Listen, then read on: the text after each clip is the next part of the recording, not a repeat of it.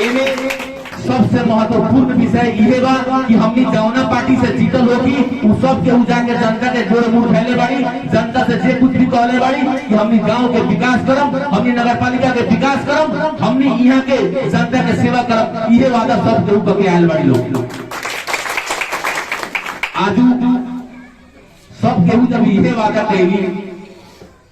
सब केहू यही रास्ता पर चल के अली, आज जीत गेली तो हमनी के छोट छोट बात पर मत मतांतर हो रहा बा। बहुत बहुत दुखद बात है सिंदौड़ नगर पालिका के जनता ला और यहाँ के राजनीतिक करे वाला लोग पर जो की बात बाटे एकदम दुखद विषय बा। एक तरफ कहल जाए तो हमनी के कि मिला के चलावे के बाटे नगर पालिका के, सब केहू कान में कान मिला के चलम, सब केहू मिल के नगर पालिका के चलाए, सब केहू मिल के विकास करम। ये बात खाली मुंह से कहल जाएगा, दिल साफ नहीं के वो लोग के। हम ये कहे हम अपने लोगन के कि दिल काहे साफ नहीं के, एगो छोट बात के लेके, एगो शपथ ग्रहण के छोट बात के लेके आजू पहले ही दिन अदालत में सिंदौड़ नगर पालिका के 36 गो नव निर्वाचित जनप्रतिनिधि जाके बूटा कह रहे बेटे किसी शर्म के बात सिंदौड़ नगर पालिका लोग के समझावे वाला, लोग के पंचायत करे वाला, लोग के मार्गदर्शी बनावे वाला, लोग के रास्ता दिखावे वाला, लोग के विकास करे वाला, ये सब लोग ने अब तक जनता जिता के सब बुद्धिमान के भेज दे नगर पालिका में। अब कहां से अमेरिका से लोग आई हैं झगड़ा समझावे वाला। हमने की अपन झगड़ा छूट बात के आज अदालत में दैनीय बात बताई, अदालत में लेके जाई करी हमने कहे कि हम मेयर साहब से ही बात कि अपने ये कोई कही तरी की मिला के चले के बाटे, ये कोई छोट बात अपने से कोनो कह दे कि शपथ अपने से हम ना ले, हम ये से पहले अपना ही विजय मेयर साहब से शपथ ना ले दे नहीं तो अपना से ना ले, कौन बड़का बात बाटे। 100 गो 200 आदमी बाटे, सबके मन सबके बात अलग हो सकले, चित बुझावे की क्षमता गार्जियन होए के चाहिए। कुछ लोग रुष्ट रहे विगत के बात के कह दे मेयर साहब के उम्मीद पढ़े के चाहिए रही बात के कि अपने लोगन हम सब कौम के जनता बहुत उम्मीद आशा के साथ जिता के भेजले बाटे। इन सब जौन हमनी के देले बाटे सब लोग एक टक से आंख लगा के बैठल बाटे कि लोग सब के मिल के विकास करी त हमरा सिंह के नाम रोशन होई, यहाँ के जनता के खुशहाली होई।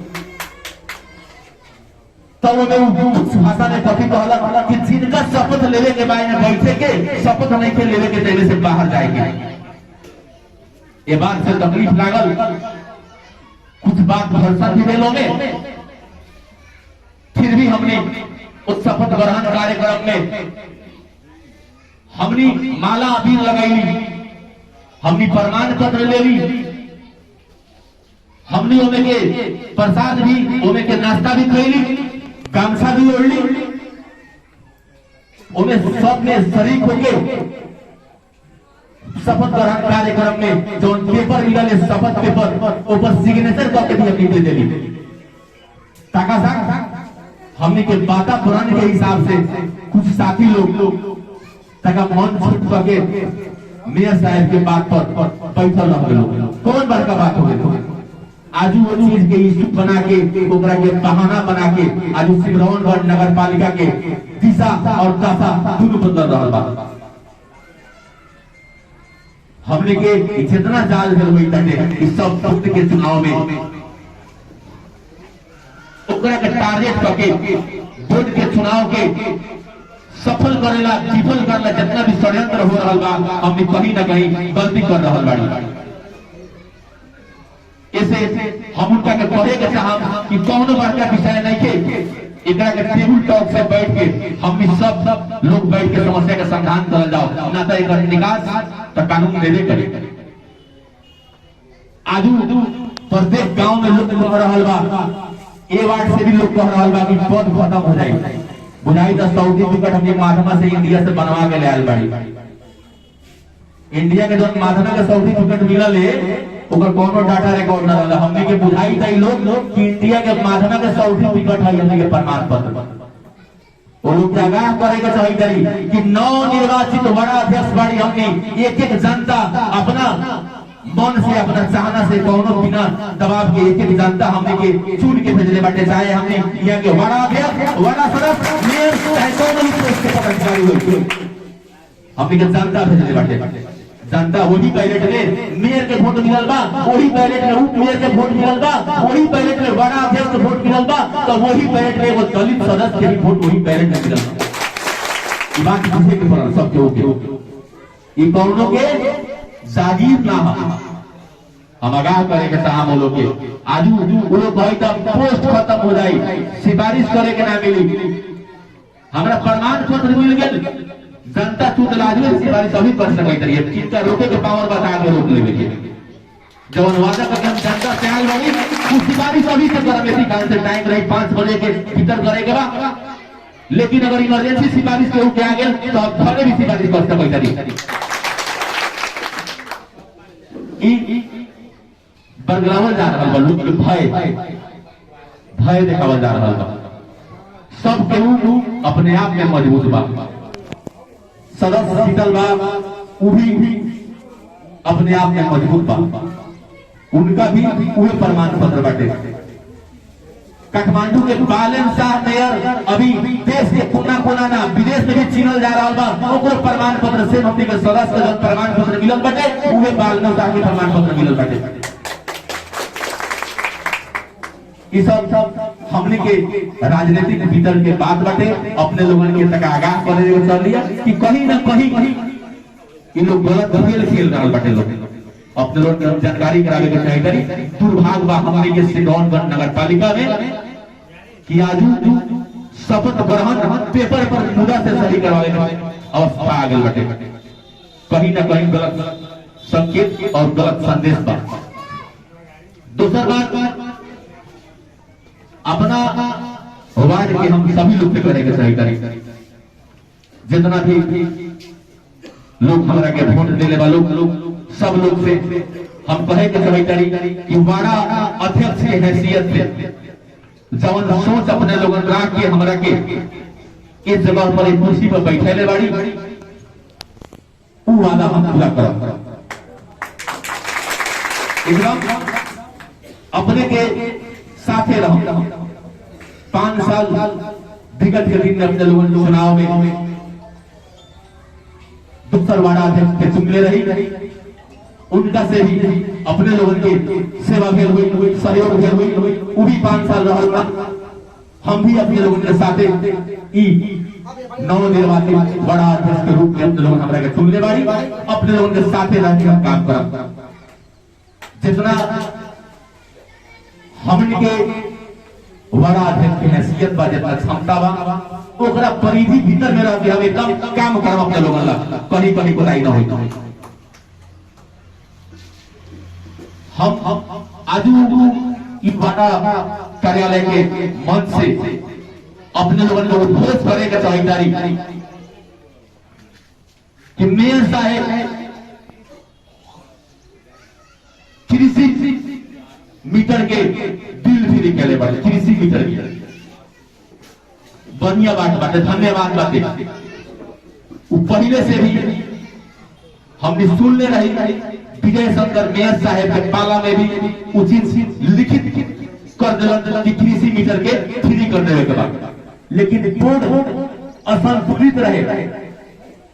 वो हिसाब से वो लागू ना हुए। आज मेयर साहब कही तरह के लागू कर दे, धन्यवाद बंद करा के। लेकिन हम ये कहे के चाहम सिडौनगंज नगर पालिका के वार्ड नंबर 4 के जनता लोग से कि का खाली कृषि खेती करे वाला लोग ही जनता नेता के वोट दे वाले,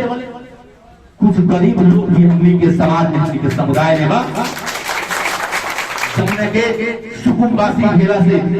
ओकरा मीटर उपलब्ध नहीं के हो सके।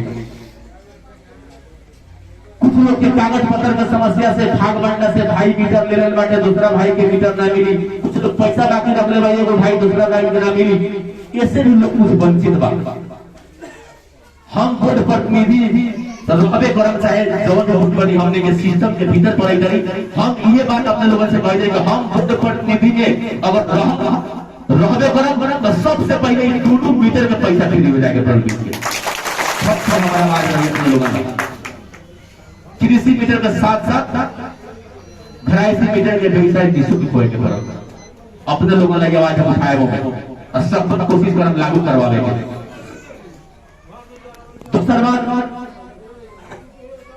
ये वार्ड में ये वार्ड में निजी एम्बुलेंस की व्यवस्था हम करवाए। बोर्ड में अगर व्यवस्था ना हो सकी, हम बात रखब अगर न लागू कर सकी तो अपना वार्ड के पैसा से निजी एम्बुलेंस कीन के हमें वार्ड में करेला के गाड़ी खड़ा कर अपने लोग के ओकरा बाद में सरकार के कुछ सिस्टम बाटे, कुछ रूल बाटे। ऊपर से सरकार के सिस्टम में टकरावने गरी कानून हमने के ना बनावे के पड़े। केंद्र सरकार के, प्रदेश सरकार के, स्थानीय सरकार के जितना रूल सब बाटे, नियम बाटे, कानून बाटे, तो हमने के टकरावने गरी नियम यहाँ न बनावे के लिए,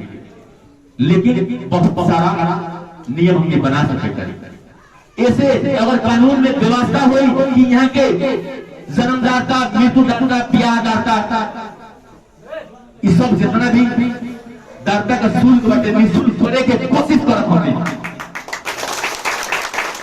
बोर्ड में एकर कौन हिसाब से रखला से एकर बजट कहां से ले आवे के पड़ी, वार्ड के बजट काट के इ लोग के जन्मदाता, मृत्युदाता, ब्याहदाता और सब दाता बाटे एमे देले के पड़ी। पर ये पर कहन छल फल करके हमनी एकर सलाह लेके, कानूनी परामर्श लेके अगर ई चीज निःशुल्क वाला बाटे तो सबसे पहले सिमरौनगढ़ नगर पालिका के वार्ड नंबर 4 में अवधेश सहनी बड़ा अध्यक्ष चीज से लागू करी, अपने लोगों से घूम करे। ओकरा बाद में यहाँ हमने के वोट देने वाला लोग के, यहाँ के जनता के सोच हमने के जिम्मेदार बना के नहीं भेज रहे लोग। हमने जिम्मेदार घुस जाइए अपने से, हमने के बुझाई जाइए लोग को वोट देके सरकारी गाड़ी पर चढ़ा दे, निमन कपड़ा पहनवा दे, तो वो पैसा कमाए के तलता सब टुकवा दे, तो हमने बुझे कि हम जिम्मेदार हो गए। अब हमने खोजले सेंट वाला लोग के कौन हमारा संगे संगे बैठी तो सो भी वोट देने के देरी हमने सब लोग गले से मिलाई, लेकिन एगो सही नेता के ये बात ना है। हमने जनता में बहुत पीड़ा से बहुत समझा बुझा के, बहुत अपन कथा व्यथा इतिहास ये सब देखा सुना के सभी के वोट लेके आयल बड़ी। ऐसे हमने चुनाव जीत गई, सारा लोग वोट दे रहे हैं, कौनो बाकी नहीं है। सिमरौनगढ़ नगर पालिका के 4 नंबर वार्ड में सब लोग हमरा के वोट दिलक, तब चुनाव जीतली। चाहे जमुना पार्टी के जे भी लोग सब लोग वोट हमें दिलक, तब चुनाव जीतली। इहे मन कर रहा बाड़ी अभी हमारा हाथ से होए वाला काम पक्ष विपक्ष, नीच ऊंच, जाति पाति कभी न देख सकले। ये अपने लोगों से प्रतिबद्धता करे करी समाज में यहाँ के वृद्ध ला, यहाँ के युवा ला, यहाँ के महिला ला, यहाँ के संपूर्ण सेक्टर, बच्चा से लेके वृद्ध तक जितना भी सरकार से आयल सेवा सुविधा जितना कुछ भी एकदम छीटो छड़ी तो अपने लोगों के प्रदान हुई या उद्घोष ये वार्ड कार्यालय से। शिक्षा सेक्टर में स्कूल की अवस्था, आजू के संदर्भ में स्कूल की अवस्था, हमने के स्कूल के प्राइवेट स्कूल के टीचर के महीना 21,000 से शुरू बाटे, 35,000 30,000 तक महीना बाटे। लेकिन आज जाके हमने अपना वार्ड में स्कूल की अवस्था, पढ़ाई की अवस्था देखल जाओ, उहे बोर्डिंग में 10,000 से लेकर 15,000 के महीना पर मास्टर पढ़ावले, तो हमने पैसा दे के जाके बच्चा के पढ़ाई ले। लेकिन हमने के सरकार व्यवस्था पहले बाटे 25,000 30,000 35,000 के महीना टीचर लोग लेके वो अपना बाल बच्चा के भी वो अपने से लोग पढ़ावल ले जाके सरकारी स्कूल में, प्राइवेट स्कूल में बेनिफिट करा पढ़ावल लोग काहे वो लोग अपना पढ़ाई से अपने संतुष्ट नहीं है कि हम निमन पढ़ाई है। ऐसे हम ये कहे के चाहब कि अपना गांव के, अपना टोल के स्कूल के अवस्था के, शिक्षा के अवस्था के सबसे पहले सुधार करेंगे, प्रतिबद्धता अपने लोगों से लेवे के चाहिए। अपने लोगन के ओमे सहयोग करे के पड़ी, अपने लोगन प्रतिबद्धता हमारा के भी दियो, हमारा से भी प्रतिबद्धता ले, अपने अभिभावक जितना को भी बड़ी अपने के साथ हम कान से कान मिला के चलब, स्कूल की अवस्था हमने सुधारब। शिक्षा के विषय में बड़का समाजवादी रूप की सोच है। आदू अध्यक्ष शहरी वार्ड के बड़ा अध्यक्ष लोगन बना के भेजले बाड़ी, एक ही हम घमंड से नहीं कही, ये अपने लोगन के माया स्नेह प्यार हमार लगनशीलता हमार मेहनत के अपने लोगन देख के वोट दिले बाड़ी। कुछ समाजवादी लोग के बात आवले दीन मला के मुखिया बना दिला तो हम कहिले दोन मुसाद हम तो यहाँ के मुखिया हुआ हम तावरी खतरे के बाद हम ये चालू करा कि समनक समाज में कमजोर तबका के लोग के विकास सुखले, उन लोग कुर्सी पर आवले, उन लोग बहुत बढ़िया से काम कर रखा है, दुख से झेला लोग दूसरा के दुख बुझले, उन लोग की ऐसा चिंतन हटा देवेला एकदम हम फर्ज की आग्रह कराई जारी कि राजनीति की सेवा के कभी जात पात के भेदभाव से हम लोग ना देखल जाओ। ई लगनशीलता के चीज है, परिश्रम के चीज है। आज अंबेडकर के बनावल संविधान के दुनिया के सबसे बड़का लोकतंत्र देश इंडिया के एक एक लोग मान रहल बाटे, जौन की दुनिया में सबसे सुपर संविधान आवले, लेकिन उकौना जाति से रहे, उनकर जाति छोट रहे तो वो संविधान के काहे मानल जाले। आज ऐसे वैसन सोच रखे वाला लोग से हम एकदम आग्रह कराई तारी, हाथ जोड़ के विनती कराई तारी कि अपने लोगन वैसन सोच समाज में न रखल जाए। यहाँ जेकर बाल बच्चा पढ़ी वो बढ़ी, ओकरे के हमने सब कुछ मानब। इस शिक्षा के बात रहल स्वास्थ्य के विषय में, आज के हमनी के घर के अभाव से, हमनी के भवन के अभाव से जौनवाड़ा कार्यालय में अपने लोगों उपस्थित बाड़ी, ओकर एक कोना में देखो हमनी के स्वास्थ्य के अस्पताल बाटे, कितना लोग के मरीजी वही में चेक करेंगे, अपने वही में बैठेंगे, दवाई वही में रखेंगे, बहुत सारा समस्या बा। वो अवस्था के भी हम बहुत जल्द सुधार करें। भवन की व्यवस्था बोर्ड से, नगर पालिका से, मेयर साहब व्यवस्था करिए तो करिए, न तो अपन बजट से हम रोड नाला के काम रोक के अगर करे को होई तो शिक्षा, सड़क, स्वास्थ्य, कृषि पर हम सबसे पहले काम करब, ये अपने लोगों से प्रतिबद्धता कराई जाए।